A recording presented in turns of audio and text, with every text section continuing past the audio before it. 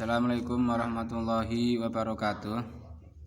Perkenalkan, nama saya Kasifuddin, kelas A38. Di sini saya akan mencoba menjelaskan tentang wakaf, qat'u, dan ibtida'. Yang pertama adalah wakaf. Wakaf menurut Ibnu Al-Jazari adalah menghentikan bunyi pada suatu kata hanya untuk bernafas dengan maksud untuk terus membacanya secara langsung pada kata berikutnya atau dengan mengulang kata sebelumnya tanpa henti. Yang kedua adalah qat'u. Qat'u adalah berhenti membaca Al-Quran dan beralih pada hal lain. Yang ketiga adalah ibtida'. Ibtida' adalah bentuk masdar dari fi'il madhi ibtida'a. Dan ibtida'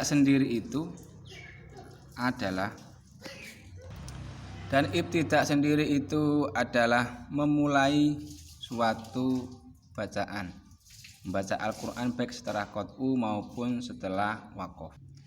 Dan sekarang macam-macam wakaf dan ibtida'. Macam-macam wakaf. Yang pertama, klasifikasi istilah wakaf. Klasifikasi istilah wakaf yang pertama adalah idtirari. Idtirari adalah keadaan wakaf yang terpaksa yang disebabkan oleh faktor di luar kemampuan manusia seperti habisnya nafas, batuk, bersin, lupa atau faktor sejenisnya. Yang kedua adalah intidari. Wakaf intidari adalah wakaf untuk mengkompromikan beberapa versi qiraah yang berlainan riwayatnya. Yang ketiga, iktibari. Wakaf iktibari adalah bacaan wakaf yang berhubungan dengan penulisan Al-Quran seperti pembuangan huruf, penyambungan huruf, dan sebagainya. Dan yang keempat adalah ikhtiyari. Wakaf ikhtiyari adalah merupakan wakaf yang disengaja karena melihat susunan kalimat dan maknanya, bukan disebabkan oleh sebab-sebab sebelumnya. Wakaf ikhtiyari dibagi menjadi dua, yaitu ikhtiyari jaiz dan ikhtiyari ghairu jaiz. Wakaf ikhtiyari ghairu jaiz adalah wakaf qobi, yaitu berhenti pada kalimat yang belum sempurna maknanya sekaligus masih ada kaitan makna dan lafal dengan kalimat sesudahnya. Adapun wakaf ikhtiyari jaiz juga mempunyai 4 macam. Yang pertama tam, kafi, hasan, dan qobi. Yang pertama wakaf tam. Wakaf tam yaitu berhenti pada ayat tersebut dan memulainya lagi pada ayat berikutnya adalah dianggap bagus karena keduanya tidak ada keterkaitan satu sama lainnya. Di antara contohnya adalah yang pertama kisah-kisah yang sudah dianggap selesai. Yang kedua, akhir dan awal ayat tidak ada kaitannya, misalnya penutup ayat dan lain sebagainya. Yang keempat adalah wakaf qobi. Wakaf qobi adalah jika berhenti pada kalimat dianggap tidak bagus. Di antara contohnya, yang B, klasifikasi istilah ibtida'. Klasifikasi ibtida' berbeda dengan wakaf karena wakaf dapat diklasifikasikan berdasarkan keadaan qori dan tingkat kesempurnaan makna. Sedangkan ibtida' hanya diklasifikasikan berdasarkan tingkat kesempurnaan maknanya saja. Adapun klasifikasi ibtida' dibagi menjadi 4 bagian. Yang pertama tam, kafi, hasan, dan qobi.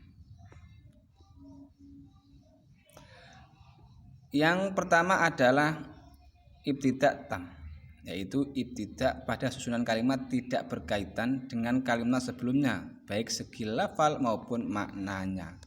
Dan yang kedua adalah ibtida kafi, yaitu ibtida pada susunan kalimat yang sempurna tetapi masih mempunyai kaitan makna dengan kalimat sebelumnya. Dan yang ketiga ibtida hasan, yaitu ibtida yang susunan kalimat yang dapat difahami maksudnya tetapi masih berkaitan dengan kalimat sebelumnya dari segi lafal dan makna. Dan yang keempat ibtida qabih, yaitu ibtida pada susunan kalimat yang berkaitan erat dengan kalimat sebelumnya sehingga dapat merubah makna. Dan yang terakhir perbedaan waqaf, ibtida dan qat'u. Yang pertama adalah waqaf. Waqaf adalah tanda berhenti ketika membaca Al-Quran atau jika diucapkan dalam bahasa Arab artinya berhenti. Waqaf digunakan saat membaca Al-Quran untuk mengindikasikan sebuah jeda dalam pembacaan ayat, baik untuk bernafas, memberi beton pada akhir kalimat, atau untuk berhenti. Waqaf digunakan untuk menandai akhir ayat, bab, atau juz dalam Al-Quran.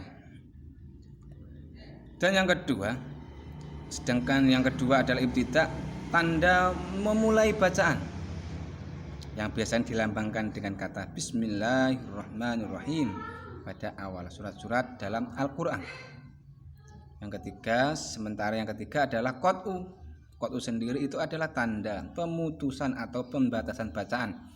Tanda ini digunakan untuk menunjukkan bahwa bacaan harus dipisah atau diputus di antaranya, contohnya dengan menggunakan tanda titik atau koma. Demikian sedikit dari saya. Jika ada kesalahan, minta maaf yang sebesar-besarnya. Assalamualaikum warahmatullahi wabarakatuh.